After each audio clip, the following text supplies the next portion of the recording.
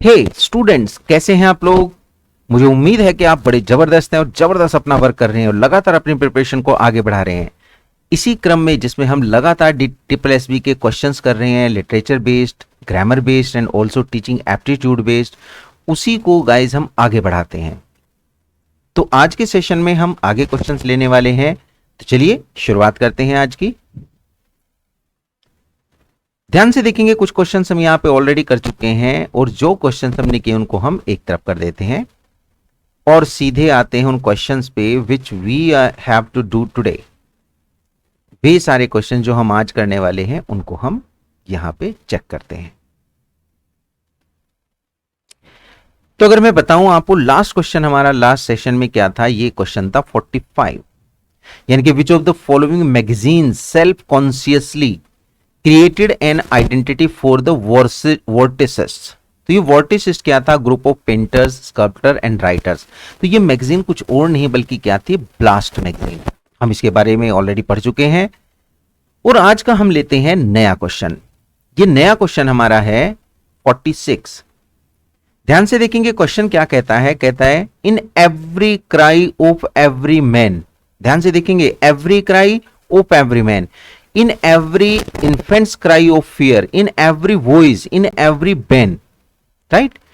यानी आप देखेंगे तो इन लाइंस में बेसिकली एवरी क्राई है ना, एवरी का बहुत ज्यादा रेपिटेशन है।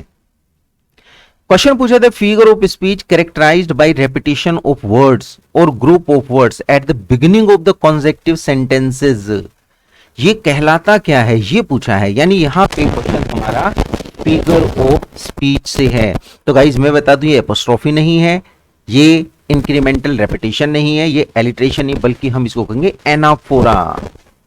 तो एनाफोरा बेसिकली कैसे होता है, एनाफोरा होता है रेपिटेशन ऑफ वर्ड्स। यहां से देखेंगे रेपिटेशन ऑफ वर्ड्स और group of words at the beginning of the consecutive sentences.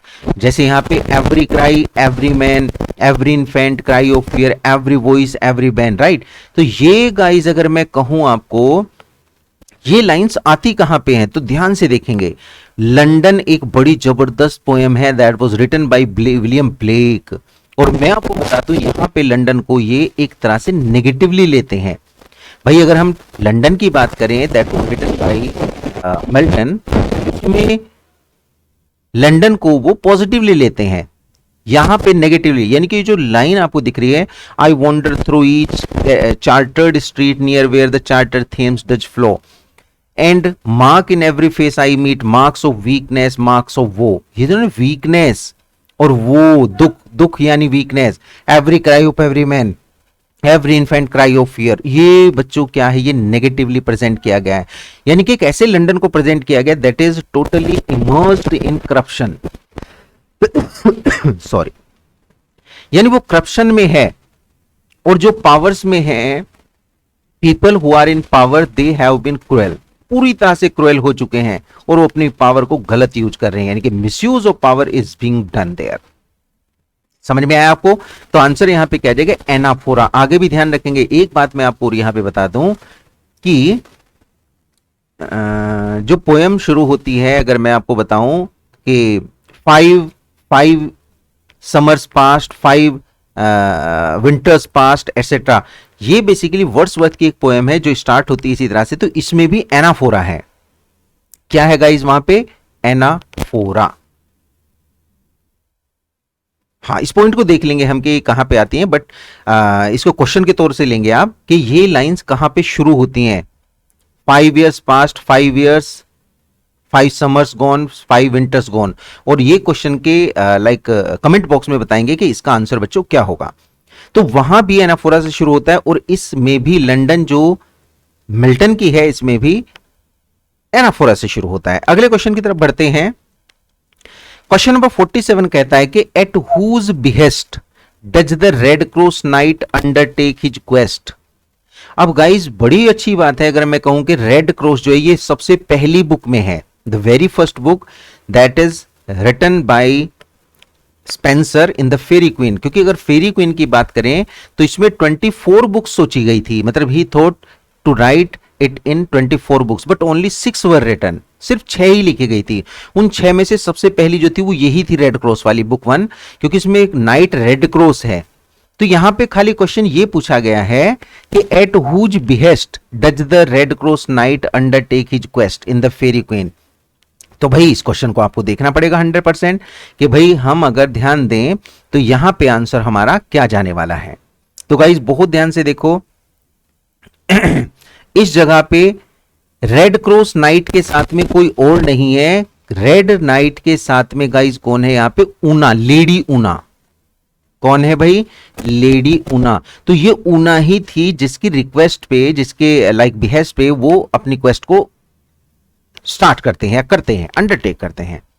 तो आंसर हमारा क्या देगा, ऊना। ध्यान से देखेंगे ये गाइज एक एलिगरी है और मोस्ट इंपोर्टेंट वर्क है द फेरी क्वीन स्पेंसर का, 6 बुक्स में है, इसलिए क्योंकि 24 में लिखा जाता है, 6 में लिखा गया, तो इसको इनकम्प्लीट अनफिनिश्ड वर्क कहेंगे। It is an unfinished work of Spencer. अगले क्वेश्चन की तरफ बढ़ते हैं और क्वेश्चन नंबर देखते हैं 48। 48 कहता है in which city did John Ruskin. तो अब किसका नाम आ गया, जॉन रस्किन का। See a paradigm for Victorian Britain, मतलब कौन से सिटी में जॉन रस्किन पैराडाइम देखते हैं, किसका, विक्टोरियन ब्रिटेन का। वियना जो कि ऑस्ट्रिया में है, रोम, पेरिस, या भाई वेनिस की बात की गई है। तो गाइज यहां पे इटालियन ही सिटी है और इस सिटी का नाम बेसिकली क्या है हमारा, वेनिस है। कौन से सिटी की बात हम यहां पे कर रहे हैं, हम इस सिटी की बात कर रहे हैं, वेनिस की। जरा नीचे की तरफ बढ़ते हैं और देखते हैं a central figure in the 19th century, central figure in the 19th century, international art science, a writer, painter and art critic John Ruskin. Time क्या था 1890 to 1900, had very strong bond with Venice. तो भाई Venice जो city है उसके साथ इनका बड़ा जबरदस्त बॉन्ड था। To which he dedicated his most famous literary work the stones of Venice. क्या वर्क था ये वर्क था the stones of Venice, a study of the Venice art architecture examined and described in the most minute way. तो भाई इसी work को लेके वो वेनिस को एक तरह से क्या बताते हैं कि ये must be the paradigm for the Victorian Britain. तो ये सिटी हमारा कौन सा रहेगा यहाँ पे, वेनिस। अगले क्वेश्चन की तरफ बढ़ते हैं और क्वेश्चन नंबर हमारा नेक्स्ट है, which novel of Kazuo Ishiguro. ध्यान से देखेंगे, Kazuo Ishiguro is narrated by a Japanese widow living in England and draws on the destruction and rehabilitation of Nagasaki. भाई आपको पता है कि हिरोशिमा एंड नागासाकी ये 2 सिटीज थे जो कि जबरदस्त सिटीज थे जापान के, और इन पे बॉम्ब गिराया गया था, राइट। पहले हिरोशिमा पे, उसके बाद नागासाकी पे। तो आपको ध्यान रखना है यहां पे जो विडो है, जापानीज विडो, वो किसकी बात कर रही है, she is by living in England, England में वो रह रही है, एंड ड्रॉज ऑन द, क्या बात करती है वो, डिस्ट्रक्शन रिहैबिलिटेशन ऑफ नागासाकी, कि नागासाकी का डिस्ट्रक्ट हुआ और वो रिहैबिलिटेट हो रहा है। तो भाई ये कौन सा वर्क है, the artist of the floating world, the unconsoled, a pale view of hills, या फिर व्हेन वी वर ऑर्फन्स। तो गाइज मैं आपको बता दूं ये आंसर जाएगा a pale view of hills. क्या आंसर बना हमारा, a pale view of hills, ये हमारा आंसर यहां पे बनेगा। Is it clear to everyone? बहुत बढ़िया गाइज। अगले क्वेश्चन की तरफ बढ़ते हैं और क्वेश्चन नंबर, अच्छा इसको देखते हैं कि इसमें, हाँ ये हम देखेंगे इसके बारे में, a pale of view, it is the story of एस्टुको। ये एस्टुको ही कौन है, a Japanese women now living alone in London. भाई घर वाले मर गए हैं ना, मुश्किल में है, कैसे, dwelling on the recent suicide of her eldest daughter, इसकी बड़ी बेटी ने सुसाइड भी कर लिया है। She finds herself relieving one particular hot summer in Nagasaki when she and her friends struggle to rebuild their lives after the war। तो अगर मैं कहूं आपको कि ये पेल व्यू ऑफ हिल्स है, यहां पे ये विडो जिसका नाम क्या है, एस्टुको, ये ही नागासाकी को रीबिल्ड करने की बात कर रही है। अगले क्वेश्चन की तरफ बढ़ते हैं और क्वेश्चन है हमारा ओपनिंग लाइंस पे कि विच नॉवेल ओपन्स, किस तरह से ओपन होता है, whether I shall turn out to be the hero of my own life or whether that station will be held by anyone else, these pages must show। तो भाई ये बड़ी जबरदस्त लाइंस हैं गाइज। पूछा है ट्रिस्टम शेंडी के हैं, लेडी ऑडले सिक्रेट के हैं, डेविड कॉपरफील्ड के हैं, या भाई ये फिट्जवुडल्स कन्फेशंस के हैं। मैं आपको बता दूं गाइज यहां पे कोई और नहीं है बल्कि हमारे चार्ल्स डिकेंस हैं। कौन है यहाँ पे? Charles Dickens. तो आपको समझ में आ भी गया होगा कि ये कोई और नहीं बल्कि कौन सा वर्क है? David Copperfield. तो मैं आपको बता दूं डेविड कॉपरफील्ड अगेन कैसे हैं, ही वॉज एन ऑर्फन, और ऑर्फन होने की वजह से वो इन लाइंस को लिखता है कि whether shall I turn out to be the hero of my own life, क्योंकि भाई वो ऑर्फन है तो कुछ करेगा नहीं, किसी के अंडर में रहेगा तो 100% वो अपनी लाइफ को अपने वे से नहीं जी पाएगा। क्या है इसमें? The story follows the life of David Copperfield from childhood to maturity. David was born in Blunderstone, Suffolk, England. 6 months after the death of his father, David spends his early years residing in a small house called Rookery. और यहीं पे उसकी मतलब पूरी कहानी है life की कि मतलब कैसे कैसे उसके साथ कैसी कैसी लाइफ में मुश्किलें आती हैं, किस किस तरह से वो स्ट्रगल करता है। तो आंसर हमारा क्या जाएगा? It is David Copperfield. Question number 51 की बात करते हैं। Traces of the morality plays, यानी इसका मतलब मोरालिटी प्लेज के कुछ कैरेक्टरिस्टिक्स यानी कि ट्रेसेस, यानी कि जिस तरह से मोरालिटी प्लेज बनते थे उसी तरह की कुछ बातें are discernible in a play like Doctor Faustus.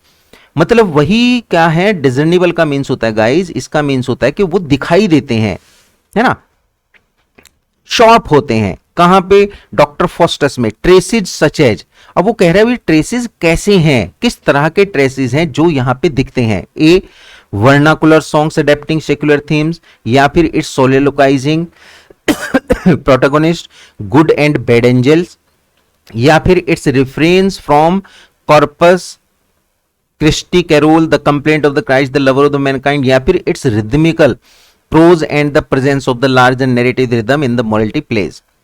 Guys बड़े ध्यान से देखेंगे।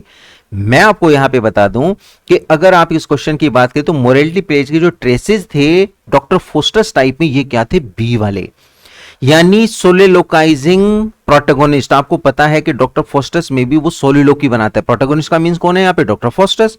और भाई यहाँ पे गुड एंड बैड एंजल्स भी अपीयर होते हैं, एंड इट्स फाइनल मोरल, और फाइनल मोरल भी आप समझते हैं डॉक्टर फोस्टर्स का, क्योंकि मोरालिटी प्लेज में हमेशा मोरल होता था। ये सब कहां चली जाती थी? Were taken used to be taken from Bible, Old Testament, New Testament. लेकिन यहां पे जो डॉक्टर फोस्टर्स है, डॉक्टर फोस्टर्स का कहना है कि भाई कभी भी हमें गलत नहीं करना चाहिए, मतलब सिन जो होता है वो किया हुआ हमें 100% डेथ देता है, तो सिन शुडंट बी कमिटेड। आगे बढ़ते हैं भाई और देखते हैं 52 में, the branch of philosophy that ask the question. Question क्या पूछती है? How do we know what we know, जो हम जानते हैं हम वो कैसे जानते हैं? क्या ये ओंटोलॉजी है, एस्चेटोलॉजी है, एपिस्टेमोलॉजी है, या फिर फिनोमेनोलॉजी है? तो गाइस बड़े ध्यान से देखेंगे, एपिस्टेमोलॉजी है ना, कोई और नहीं बल्कि एपिस्टेमोलॉजी। अब थोड़ा सा मैं समझा देता हूं। प्रोपोजिशंस अगर इसमें थॉट्स देखें तो ट्रुथ है और भाई बिलीव्स है ना, इसके बीच में नॉलेज है। कुछ चीजें हम बिलीव करते हैं, कुछ ट्रुथ हमारे पास होते हैं, नॉलेज, इन सबको मिला के ही हमारे प्रोपोजिशंस बनते हैं। एपिस्टेमोलॉजी बेसिकली यहां पे क्या दिखाया गया है? ये ग्रीक वर्ड से ली गई है जिसका मीन्स है ना नॉलेज और थ्योरी ऑफ नॉलेज, यानी द स्टडी ऑफ नेचर। क्या देख रहे हैं हम? Study of nature and scope of knowledge and justified belief, मतलब ऐसा वैसा बिलीफ नहीं बल्कि कैसा? जस्टिफाई किया हुआ। Study of our method of acquiring knowledge, हम जो एक्वायर करते हैं नॉलेज उसकी स्टडी करना। स्टडी ऑफ अवर मेथड, उसका मेथड की स्टडी करना। Study of how knowledge is related या relates to truth, belief and justification. Investigate the origin, nature and method of the limits of human knowledge. तो इसका मतलब कि जो हम जानते हैं वो हम कैसे जानते हैं, ये बिल्कुल किस में आ जाएगा? एपिस्टेमोलॉजी में। अब भाई क्वेश्चन नंबर 53 आ गया है और 53 हमें कहता है the 18th century practice in England. अब देखो 18th सेंचुरी में अगर मैं आपको बताऊं, 18th सेंचुरी यानी कि सीधे सीधे आप कह सकते हैं कि भाई Augustan period. Book selling England में, book selling was midway between direct patronage and impersonal sales. मतलब जो डायरेक्ट पैट्रोनेज होती थी, है ना, डायरेक्ट पैट्रॉन होता था, और इम्पर्सनल सेल्स, इसके बीच में एक मिडवे बन गया था। Patron paid half the cost of the book before publication and half on delivery. मतलब ये पैट्रॉन जो उसको छापता था एक तरह से, है ना, वो आधा पैसा पहले पे करता था, आधा डिलीवरी के टाइम में, पब्लिकेशन पे। The author of the book received these payments directly, author को सीधी मिलती थी। The patron's name appeared in the preface for the book published in this manner, और जो पब्लिश करता था पैट्रॉन का नेम उसमें सबसे पहले पेज पे होता था, प्रीफेस में होता था। ये प्रैक्टिस कहलाती क्या थी? सब्सक्रिप्शन, कंट्रीब्यूशन, रिमाइंडरिंग, या फिर भाई प्री पब्लिकेशन। तो गाइज मैं आपको बता दूं, ये सब्सक्रिप्शन होता था। आज भी आप देखते हैं होता ना, सब्सक्राइब कर लो या सब्सक्रिप्शन ले लो, तो ये वही होता था। तो इसे हम कहते हैं a subscription that was in vogue in 18th century England.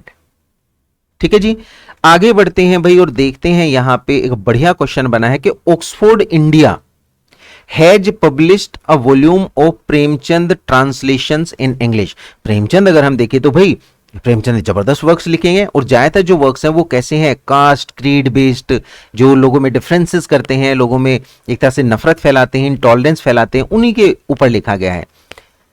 लेकिन अभी क्या हुआ है कि उनके जो वर्क्स हैं उनके ट्रांसलेशन की इंग्लिश वॉल्यूम राइट उन्होंने छापी है। किसने? ऑक्सफोर्ड इंडिया ने।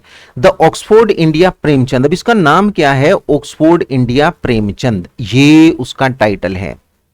Who among the following is not one of the translator. अब देखो आपके लिए ये जानना जरूरी नहीं है, ऐसा शायद ही क्वेश्चन पूछा जाए, लेकिन मेन बात है कि ऑक्सफोर्ड इंडिया ने द ऑक्सफोर्ड इंडिया प्रेमचंद, जो कि प्रेमचंद की ही वर्क है, उसी को बच्चों छापा है, ये आपको ध्यान रखना है। तो यहां पे अगर मैं बताऊं तो डेविड डुबिन भी हैं, रुबिन भी हैं, आलोक राय भी हैं, क्रिस्टोफर किंग भी हैं, बट ये जो गिलियन राइट है ये गाइज वहां पे नहीं है। तो C would be the correct answer कि he is not one of the publisher of that, ये उनमें से एक ट्रांसलेटर सॉरी नहीं है। अब आप देख सकते हैं इस बुक को, ये ऑक्सफोर्ड इंडिया प्रेमचंद इस तरह की बुक है। आप यहां पे चेक कर सकते हैं किस किस तरह के आपको जानवर एक्सेट्रा दिखाई दे रहे हैं, ऑक्सफोर्ड की बुक है। अब भाई एक और क्वेश्चन बनता है हमारे पास, क्वेश्चन है which of the two novels of Jane Austen have the spa town of Bath as a primary location. Spa town देख सकते हैं आप, स्पा टाउन का मीन से जहां नहाने की जगह हो, है ना, स्पा हो, और ऑफ बाथ का स्पा प्राइमरी लोकेशन वहां पे बने। तो क्या ये एमा है, प्राइड एंड प्रेजुडिस है, नॉर्थेंजर एबे है, या फिर परसुएशन है? एक बात गाइज आपको जाननी पड़ेगी, जेन ऑस्टिन ने जबरदस्त नॉवेल्स लिखे हैं, रीजनल नॉवेलिस्ट थी, और सबसे बड़ी बात उसकी क्या है? डोमेस्टिक नॉवेल्स थे। तो ये चारों नॉवेल्स पक्की बात है जेन ऑस्टिन की है, नंबर 1। अब कहां पे इनमें स्पा टाउन है? तो गाइज ये है नॉर्थेंजर एबे और परजुएशन, इन दो में हम क्या देखते हैं? Spa town. यानी अगर मैं आंसर देखूंगा तो क्या बनेगा आपका? सी बनेगा, जिसमें 3 और 4 आर द करेक्ट। ये कॉम्बिनेशन बिल्कुल राइट कॉम्बिनेशन है। अब थोड़ा सा बच्चों इनके बारे में जानते हैं कि ये जो नॉर्थेंजर एबे है जेन ऑस्टिन का, ये क्या है? It is about a young woman Catherine Morland. तो भाई एक बात आपने समझ ली कि नॉर्थेंजर एबे में प्रोटोगोनिस्ट कौन है? Catherine Morland, who goes to Bath with her aunt and uncle. अब इसके अंकल और आंट है Mrs and Mr Allen. While in Bath, जब वो बाथ में जाती है, कैथरीन मीट्स हेनरी टिल्ने को मिलती है, who she falls in love with, उसके प्यार में पड़ जाती है, कौन? Catherine Morland. And Isabella Thorpe and Eleanor Tilney who she befriends, साथ में इजाबेला और एलिनोर, इनके भी प्यार इनसे वो दोस्ती करती है। तो इन सबसे मिलती है और इनसे दोस्ती करती है, जबकि वो हेनरी टिल्ने के प्यार में पड़ जाती है। अगला वर्क है इनका Persuasion that is by Jane Austen. It's a classical tale of love, regret and second chances. It follows the story of Anne Elliot. अब बच्चों देखो इसमें एनी इलियट मेन कैरेक्टर है, who must navigate the social norms and expectations of her time in order to pursue a second chance at love with Captain Wentworth। Captain Wentworth के साथ में ये love में है और ये एक सेकंड चांस चाहती है सोशल नॉर्म से हट के, नेविगेट उनको करके। तो गाइज ये सारे वर्क्स हैं आज के हमारे जो हमने किए। मुझे उम्मीद है आपको बढ़िया लगे होंगे। इसमें कम से कम मैंने 10 क्वेश्चन के साथ में 2-2, 3-3, 4-4 इंफॉर्मेशन है कि कम से कम हमारे पास बच्चों कितने क्वेश्चंस आज के बन गए होंगे? 50 क्वेश्चंस बड़े आराम से बन गए हैं। तो चलिए इसको आज बढ़िया से तैयार कीजिए। मिलते हैं आपसे नेक्स्ट वीडियो में। Thank you so much, have a great time, bye bye. Like जरूर करके जाएंगे सब बच्चे, और जो क्वेश्चन पूछा गया उसका कमेंट जरूर छोड़ेंगे।